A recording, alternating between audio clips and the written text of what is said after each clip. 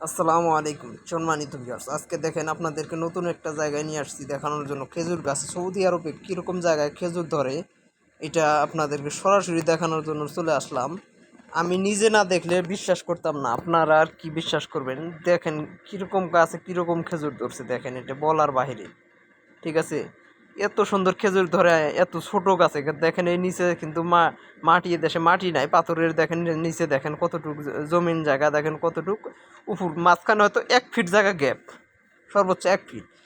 আর ওই গাছের গোড়াটা দেখেন খেজুর গাছের, এই দেখেন কীরকম খেজুর ধরছে চারপাশেই। দেখেন এইভাবে যে আমি ঘুরি চারপাশে, কিন্তু গাছটা নিচে হওয়ার কারণে আমি ঘুরতে পারতেছি না চারপাশে আপনাদের দেখানোর জন্য। এক পাশে আমি নিচ হয়ে ঢুকে দেখাইতেছি এক পাশ থেকেই। দেখেন কীরকম খেজুর, এই জোপাটায় মিনিমাম 20 কেজি 15-20 কেজি খেজুর হবে। এটাই ওই সেম এরকম দেখেন। ওই যে ওগুলা মনে করেন যে এরকমই হালকা একটু, কোনোটা হালকা একটু কম আছে, এই তুই পার্থক্য। এই যে ওইটির জোপাটা হয়তো একটু কম, কিন্তু দেখেন কীরকম এত ছোট একটা গাছে কীরকমভাবে এত খেজুর ধরলো। হিসাব করেন সৌদি আরব আল্লাহ কতটুকুই দিছে, রহমত দিছে, রহমত করতেছে।